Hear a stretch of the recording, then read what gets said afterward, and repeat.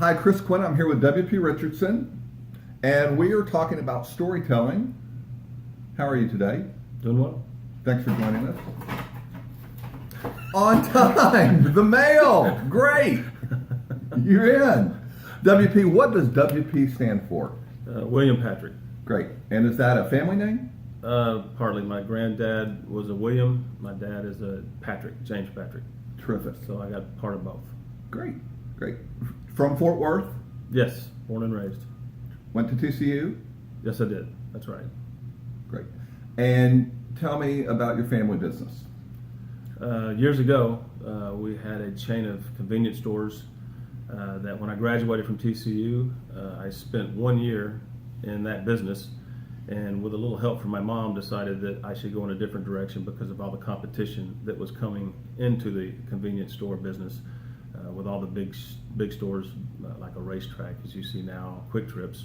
So I made a decision after a year to go into the insurance and investment business. And happy with that decision? Very happy. That was a tough business, the convenience store business. My family ended up selling the business years ago, so it worked out well for me, and I think that's been the right decision. Great. So let's talk about TCU. What did you like most about TCU? TCU was great. Met a lot of people. Was in the fraternity SAEs, but they ended up getting kicked off campus after a couple of years. Played golf at TCU, so juggling golf along with fraternity and school was tough. So probably not having a fraternity to go to and spend time with was a good decision for me, or it worked out well for me. Gave me more time to work on studying, which I wish I'd have done more of, and then also time to play golf. Do you feel like those relationships that you built at TCU are still relationships and friendships that you carry on today? Yes, I've got friends from TCU that I keep in touch with, just like from high school with Pascal. I have a lot of good friends that I keep in touch with over the years. We meet sometimes and have like a Christmas dinner, but I do keep in touch with all of my good friends from TCU. And do see them at the TCU games.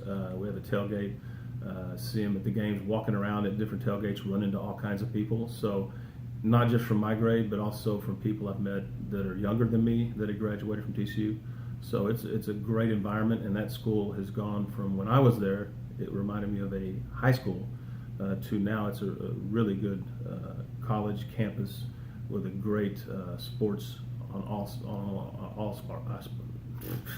athletics. All really sports. kind of across the board. Right? Yeah. Everything's really doing well at TCU right now. So how do you use those relationships to build your business? And let's talk about your business. My business is a people business, relationships. You've got to have quite a few relationships. It would be difficult, I think, to go into the insurance and investment business and live in a city where you didn't know many people. I think you have an advantage to growing up in this town in Fort Worth and staying here and getting into a business where you need to know a lot of people and you are acquainted with a lot of people, but you still have to do a lot of things to market yourself, get involved in different organizations, to continue to meet other people that you may not have known from growing up and going to school, I'd say at TCU. So how does storytelling relate to your business? In my business, you kind of have to, when you're talking with people about insurance, and it's not property casualty insurance, you kind of have to let them and put them in a place to where they may not want to talk about, which is if something were to happen to them prematurely, what kind of position would they be in based on if it was a spouse that died prematurely? What would you be like? What would your lifestyle be like?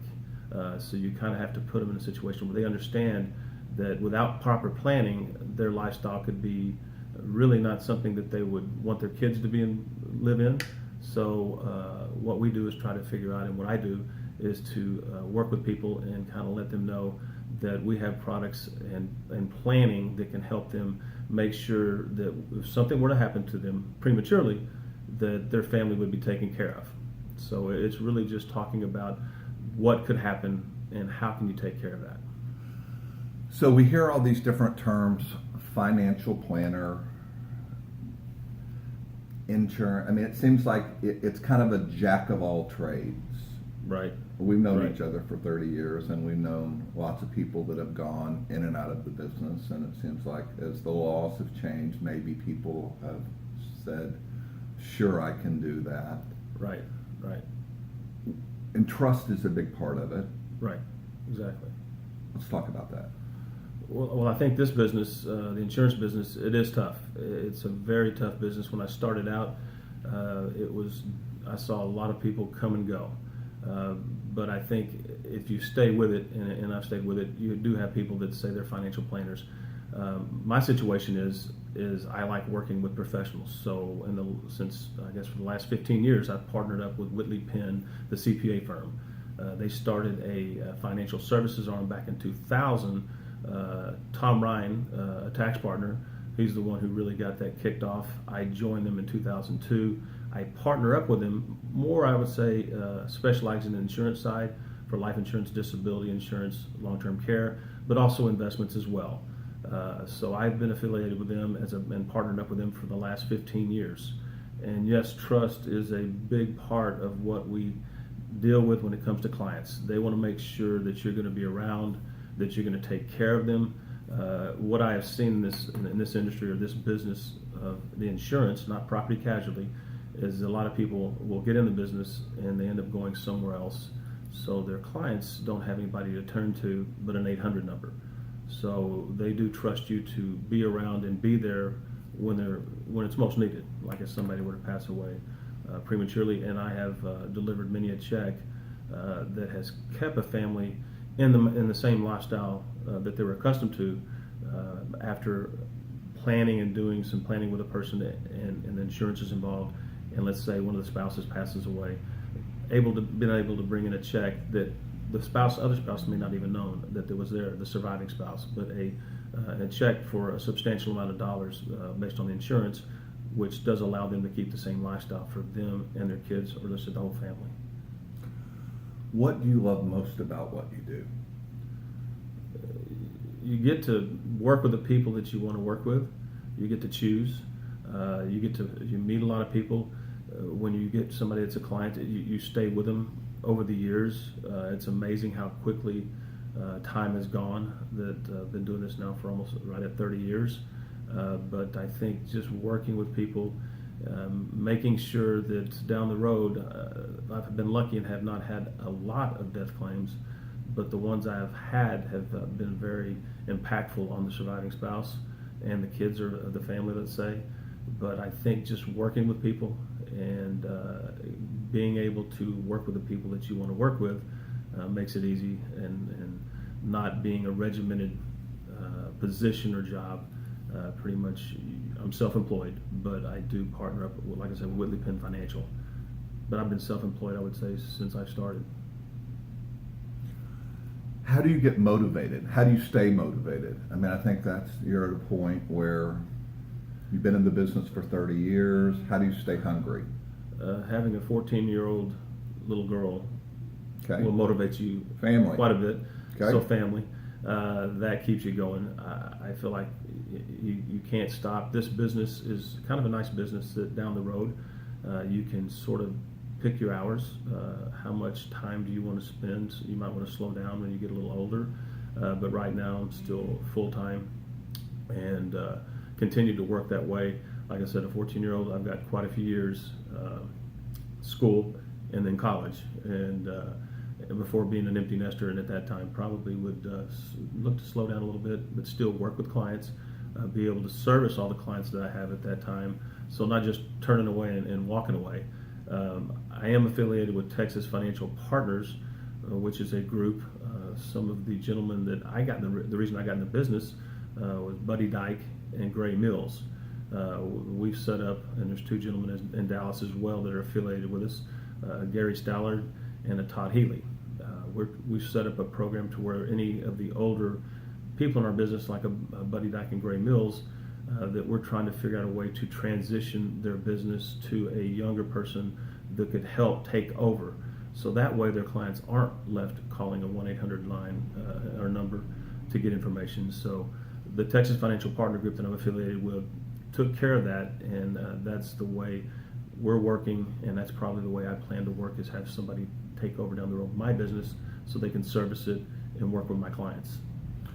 It seems like every business is so saturated. And I know there must be, I think I did a search, I came up with 73 financial planners just in Fort Worth. Right, right. What should people be looking for when they're looking for a financial planner? I think longevity in the business. Longevity. I believe the reason I partnered up with Whitley Penn, we look at it as a team approach where you're working with the tax planners. So you got doing tax returns, your CPAs in the firm that work with us, whether it be for investments. Okay. We do a financial plan on the clients of the firm as well as for my clients. But I think it's more of a team approach, so we're all communicating at the firm. So if it's for insurance, if it's for tax, it's for investments, we come together as a team. A lot of people will go out and work with a financial planner, and that's all they have is just financial planning. They don't have, let's say, a tax person in their office, attorney in their office, an investment person, and insurance person. So we try to look at it as a team approach, and that's why I partnered up with Whitley Penn, like I said, 15 years ago, for that reason, is to have sort of a team approach when we're working with clients, as opposed to being out by myself as an individual. I like working with professionals, and they've got some great CPAs at Whitley Penn and also in our financial services area. Okay, so in closing, and we talked about this a little bit, am I investing in you, my financial planner? Because really my financial planner could theoretically change firms, right? That happens on the insurance side. It will not make a difference. Okay. If you have financial planners that just work like a Merrill Lynch and they make a change, they may go to another broker, another outlet, but no, not for the insurance side. I'm affiliated with numerous companies through our Texas Financial Partners Group, so I have access to all of the major insurance companies when it comes to life insurance or disability insurance or long-term care. So I already work with all the companies. Our firm works with Dimensional Funds for the investments for the clients of the firm, and they do a great job and really don't see a problem or anything happening where they would move to another outlet like another mutual fund company, let's say. But when it comes to insurance, we have access to all the different companies, so we don't just represent one. WP, we are thrilled you're here today. I'm sure you are. Now, you don't do social media. Is that by just through the years you've kind of made that a conscious decision?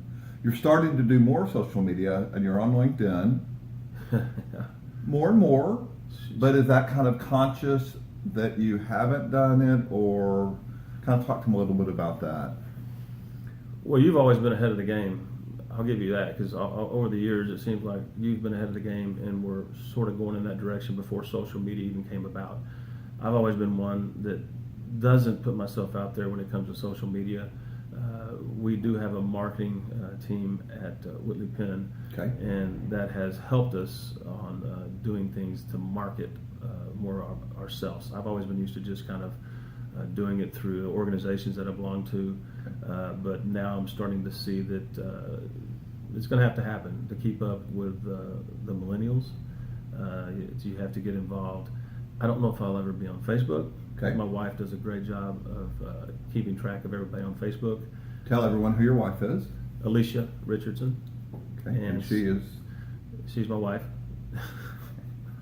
And she is what? the executive director. She's the executive director for Envoy Hospice and their foundation. So she's quite busy all the time and chasing and tracking down a 14-year-old little girl that is going into school, cheerleading, seems to be going somewhere at all times. Almost need a cab driver for her full-time or Uber. But that's a nonprofit you're very much involved with as far as your time. Is that a fair What's statement? Envoy. Yeah, I'm on the board of the foundation, and it does a great job of helping people out that are on hospice. Let's say, may not have any family members, have nobody to turn to for support, and they'll ask for requests for things, the financial help, I would say, for bed sheets. It could be pillows. It could be food. It could be to pay their electric bill.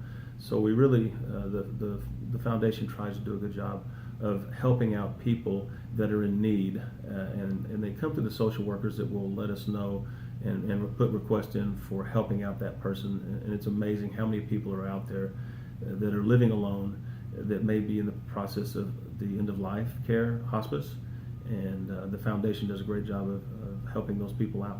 Terrific. What is the best way to get in touch with you? Probably my email. Okay.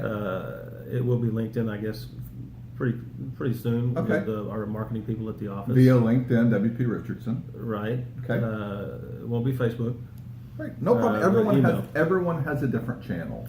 Yeah. So it just, once again, I want people on LinkedIn, if they want to connect with you or if they want to learn from you, you're a great resource. Yeah. Everyone knows WP Richardson. I talked to a lot of people yesterday. A lot of people wanted to tell you hello. Thank you for helping us with your help. We appreciate your insight, your idea. It's been a great story. Yeah. I'm Chris Quinn. This is WP Richardson. We'll see you on the other side. Thanks.